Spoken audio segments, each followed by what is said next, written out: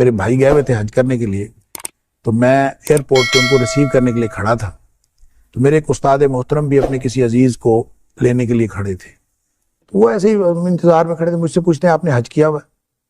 میں نے کہا نہیں۔ تو مجھے کہتے ہیں کہ لوگ سمجھتے ہیں کہ حج پیسے سے ہوتا ہے، حج پیسے سے نہیں ہوتا، حج ارادے سے ہوتا ہے۔ کیا بات؟ اور نیت سے ہوتا ہے۔ آپ ابھی حج کا ارادہ کریں۔ میں نے کہا کہ جی میں ارادہ کرتا ہوں کہ میں انشاءاللہ اگلے سال حج پہ جاؤں گا۔ تو مجھے کہتے ہیں کہ اگلے سال نہیں، اسی سال۔ کیا بات ہے؟ تو میں نے کہا اسی سال کا تو ہو گیا ہے شیخ، اگلے سال ہی آئے گا حج اس کے لیے۔ تو یوں میں نے ارادہ کر لیا۔ انہوں نے مجھے کہا کہ آپ ایسے کریں کہ آپ کے پاس چاہے 10 روپے ہیں چاہے 20 روپے ہیں، آپ اس کو اکٹھا کرنا شروع کریں اور باقی وسائل اللہ تعالیٰ خود مہیا کر دے گا۔ اور ایسے ہی ہوا۔ میں اس کے بعد ان کے کہنے کے مطابق میں نے جوڑ جمع شروع کیا، اللہ تعالیٰ نے وسائل دے دیے۔ ارادہ کر کے اپنے کوشش شروع کر دے، باقی معاملات اللہ کے پاس۔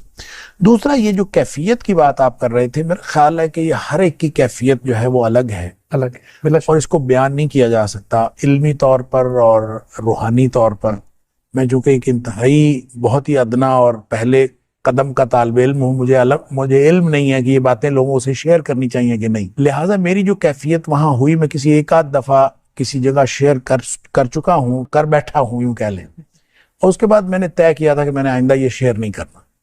تو اس میں ایک پہلو بہرحال ایسا ہے جو لوگوں کے لیے اس کے اندر ترغیب کی بات ہو سکتی ہے، اس لیے میں اس کو ضرور اس میں شامل کرنا چاہوں گا۔ وہ میرا تجربہ اس طرح سے ہوا کہ ہم لوگ حج پہ گئے اور حج کیا، پہلی دفعہ میں گیا تھا، تو ہم تقریباً 30 دن جو ہے، وہ 40 دن کا پیکج ہوتا ہے، تو 30 دن ہم مکہ مکرمہ میں ہی رہے۔ تو ویسے تو حج کے اندر پیکج یہ شامل تھا کہ وہ حج سے پہلے مدینہ منورہ جانا تھا اور واپس آنا تھا، لیکن ان کی کوئی ایڈجسٹمنٹ میں کوئی مسئلہ ہو گیا، تو جس کی وجہ سے ہم حج کے بعد ہم مدینہ منورہ گئے، تو سب لوگ یہی کہہ رہے تھے کہ ساری مشقت ادھر ہی ہوتی ہے مکہ مکرمہ میں، اب وہاں تو جا کے آرام کرنا ہے اور کچھ نہیں ہے، کوئی مسئلہ نہیں۔ تو میں نے کہا کہ ٹھیک ہے، اگر یعنی یہ کیفیت تھی، لیکن جب تو پہلا دن تھا، میں مسجد نبوی میں بیٹھا ہوا، میں یہ سوچ رہا تھا کہ نبی کریم صلی اللہ علیہ وسلم کے شہر میں آئے ہیں، تحفہ کوئی ہدیہ نبی کریم صلی اللہ علیہ وسلم کو پیش کرنا چاہیے، تو کیا میں تو کچھ بھی نہیں لے کے آیا۔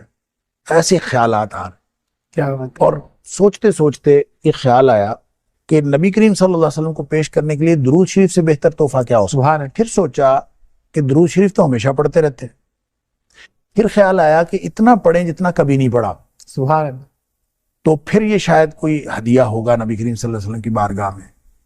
تو پھر ایک فگر مقرر ہوا خود ہی ذہن میں نا کہ اتنا مجھے روزانہ پڑھنا چاہیے، بس وہ فگر میں زیادہ بڑا مقرر کر بیٹھا، تو وہ پھر مجھے اتنی مشکل ہوئی اس کو پورا کرنے کے لیے کہ میں سمجھ لیں دن رات صرف درود شریف پڑھتا رہتا۔ سبحان اللہ۔ تو اس کا پھر کوئی 5واں کا دن تھا میرا خیال ہے، کیونکہ وہ 7 دن کا وہاں پہ قیام ہوتا ہے، تو 5واں کا دن تھا اور خواب میں نبی کریم صلی اللہ علیہ وسلم کی زیارت ہوئی۔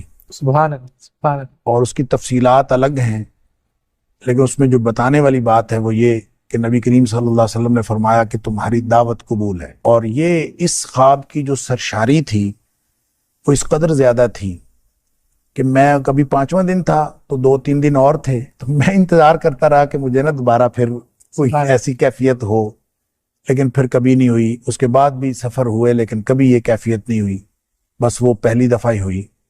تو اس میں جو آپ نے کہا کہ حج سے پہلے کی کیفیت اور بعد کی، تو اس میں جو فرق ہوا، اس خواب کی جو کیفیت تھی اس میں گروپس نبی کریم صلی اللہ علیہ وسلم کے سامنے پیش کیے جا رہے تھے، تو گروپ کی شکل میں نبی کریم صلی اللہ علیہ وسلم بتاتے تھے کہ ان کی دعوت قبول ہے، ان کی دعوت قبول نہیں ہے، یعنی اس طرح سے وہاں فیصلے ہو رہے تھے۔ کچھ بہت ہی حیرت انگیز چیزیں بھی میں نے دیکھی۔ میرے ایک دوست جو اب اس دنیا میں نہیں رہے، ان کے بارے میں نبی کریم صلی اللہ، وہ اپنا سامان اٹھائے ہوئے پیچھے پیچھے جا رہے ہیں۔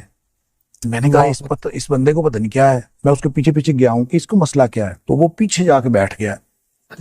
میں نے اس کے جا کے پوچھا، میں نے کہا آپ کو کیا ہوا؟ کہتا میری دعوت قبول نہیں ہوئی۔ تو میں نے اس سے پوچھا آپ کی دعوت کیوں قبول نہیں ہوئی، آپ کے پاس سارا سامان تو موجود ہے؟ تو اس نے کہا میری داڑھی چھوٹی ہے اس لیے میری دعوت قبول نہیں ہوئی۔ اب یہ عجیب بات تھی، اور پھر میں جب یہ واپس آیا ڈاکٹر صاحب، میں اس کے گھر گیا اور میں نے اس کو یہ بتایا نہیں، میں نے ویسے یہ بتایا، میں نے کہا مجھے خواب میں کچھ بشارت ہوئی ہے تمہارے بارے میں۔ سبحان اللہ. اور یہ بشارت ہوئی ہے کہ تمہاری ساری باتیں ٹھیک ہیں، بس تھوڑا سا مسئلہ ہے داڑھی والا، وہ بھی پورا کر لو. اور وہ الحمدللہ اس نے فوت ہونے سے پہلے داڑھی پوری کر لی ہوئی تھی. سبحان اللہ. اللہ تعالیٰ اس کی قبول فرمائے. لیکن میں یہ کہہ رہا ہوں کہ ان کیفیات میں جب ہمارا گروپ پیش ہوا نا، تو اس گروپ کو انہوں نے، نبی کریم صلی اللہ علیہ وسلم نے یوں فرمایا کہ ان کی دعوت قبول ہے. تو سبحان اللہ. ہم سب خوشی مبارک سب کچھ. لیکن ہم جب جانے لگے ہیں تو پھر پیچھے سے آواز پڑی، ہم دوبارہ پھر آئے ہیں، اور پھر یہ حکم ہوا ہے کہ آپ لوگ ایک دعوت اور کریں. اللہ. اچھا، یہ جو تھی اس پورے گروپ کے اندر بہت خوشی کی لہر دوڑ گئی کہ یہ کوئی خاص ہمیں حکم ہوا ہے. کہ دوسری، میں نے اس کو یہ سمجھا کہ ہم جو دین کا کام کر رہے ہیں وہ بہت تھوڑا ہے، ہمیں اس کو کم از کم دگنا کرو. جو حج سے پہلے کی کیفیت ہے اور حج کے بعد کی کیفیت میں سمجھتا ہوں وہ یہ ہے کہ میں نے اپنی ذمہ داری یہ سمجھی کہ نبی کریم صلی اللہ علیہ وسلم ہم سے جو تقاضا کرتے ہیں وہ اس سے کہیں زیادہ ہے، ہمیں اور زیادہ کام کرنا چاہیے. بڑا مشہور معاملہ ہے نا مستجاب الدعوات ہونے کا، اس حوالے سے آپ کا کوئی تجربہ؟ مستجاب الدعوات تھے، بالکل میرا تجربہ ہے. اور صوفی عبداللہ صاحب کے حوالے سے بتاتے تھے کہ وہ چونکہ بڑے مستجاب الدعوات تھے، تو ان کے بارے میں بھی میں نے پوچھا ان کی دعاؤں کا کیا طریقہ کیا ہوتا تھا. وہ کہتا ہے وہ نا دعائیں بڑی مانگتے تھے بڑی عجیب طریقے سے. تو ربوبیت کی آیات پڑھتے جاتے تھے، جس میں اللہ تعالیٰ کی عطا کا ذکر ہے وہ شروع کر دیتے تھے، اور مختلف جگہوں سے آیات جو ان کو یاد ہوتی تھی پڑھتے جاتے. اچھا، آیات پڑھنے کے بعد پھر وہ یوں نہیں کہتے تھے کہ یا اللہ یہ دے دے اور یا اللہ یہ دے دے. دعا کروانے والا جو ہے نا اس کو کہتے تھے چلو بھئی یہ بھی گل ہو گئی، چلو بھئی یہ بھی گل ہو گئی. وہ کہتے ہیں مثلا ایک بندے نے خبر سنا دیتے. ہاں جی، ایک بندے نے جو ہے اس نے کہا جی آپ دعا کریں اللہ تعالیٰ بیٹا عطا کرے. یہ صوفی عبداللہ صاحب کی بات ہو رہی یہ صوفی عبداللہ صاحب کی بات جو مجھے صوفی عائشہ صاحب نے بتائی. بالکل. تو کہتے ہیں کہ وہ یوں کھڑے رہے، آیات پڑھتے رہے، تو پھر اس کے بعد کہتے ہیں کہ یہ لو چلو جی ایک پتر، چلو جی 2 پتر، 3 پتر، 4 پتر، 5، 6، 7، 8 بڑے نے. سبحان اللہ. وہ کہتے ہیں اس طرح سے وہ دعا انہوں نے کی. تو وہ کہتے ہیں صوفی عائشہ صاحب کہتے ہیں میں نے اپنی زندگی میں تو اس کا 8 بیٹے ہوئے. اللہ.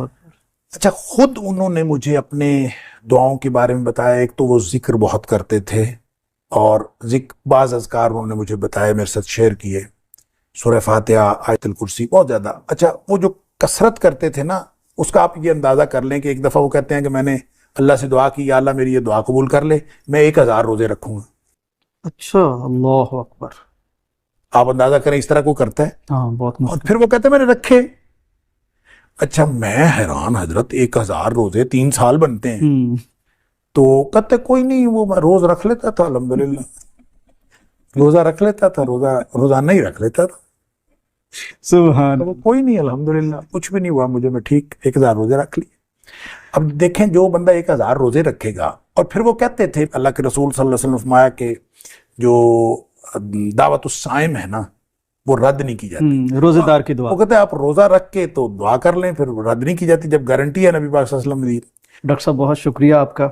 ناظرین، یہ اللہ والوں کی باتیں ہیں، اللہ سے تعلق کی باتیں ہیں. ایک بریک، ایک پروگرام کیا، اس پہ تو زندگیاں بیت جائیں جب ہم اللہ والوں کی باتیں کریں اور اللہ تعالیٰ کی عطا کی بات کریں، اس کی دینے کی بات کریں، اور بندوں سے تعلق اور محبت کی بات کریں.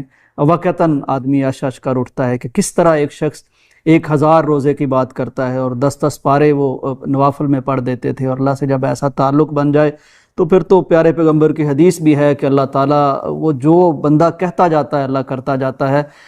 پروگرام کے آخر میں ہم دعا کرتے ہیں کہ اللہ تعالیٰ ہمارے اس بزرگ کی قبر منور فرمائے، جنت میں ان کے درجات بلند فرمائے.